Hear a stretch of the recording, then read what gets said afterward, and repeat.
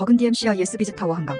현재 우리나라 지식산업센터 부동산 시장은 고금리와 경제 불황으로 위축된 상황입니다. 한때 지상 부동산 시장이 불장일 때가 있었습니다.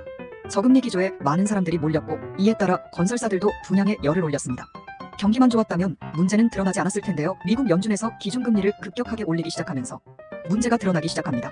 우리나라도 기준금리를 기존 0%대에서 3%대로 급격하게 올리다 보니 시중금리는 더 오르게 되고 이에 따라 대출을 받아 분양받은 투자자들의 부담이 가중되었습니다.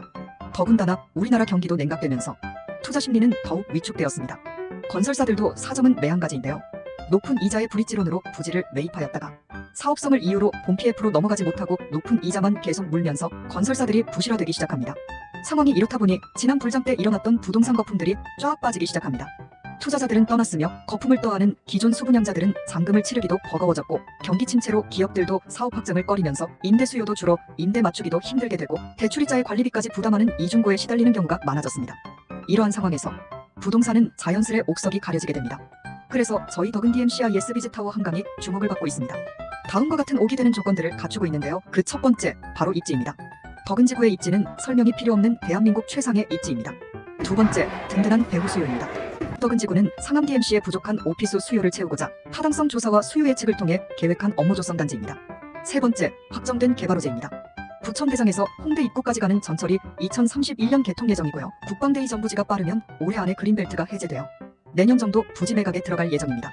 네 번째, 정주 여건입니다. 교통과 상업, 학교와 공원은 물론 수색역세권 개발로 쇼핑과 여가 기능이 더해져 정주 여건은 완성됩니다. 국방대 이전 부지 포함 7,000여 세대와 6만여 명의 업무 관련 유입 인구, 또한 서울시에서 추진하고 있는 서울링 사업, 난지물 재생센터 복개공원 화계획, 강변 북로지 하화 계획 등 이슈들은 차고 넘칩니다. 다섯 번째, 계획된 업무시설 용지입니다.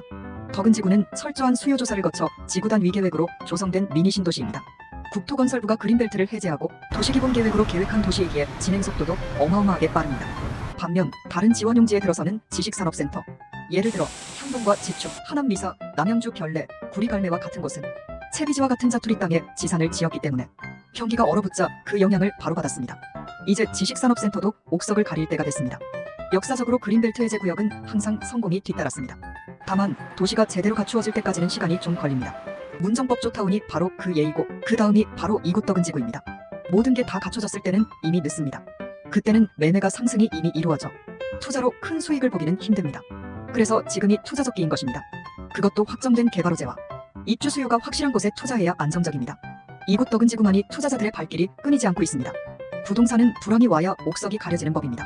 상암 DMC의 부족한 오피스 수요를 채워주고자 덕은 DMC가 업무단지를 실고 출항합니다. 서울권 유일한 한강변 지식산업센터 덕은 DMCIS 비즈타워에 승선하십시오.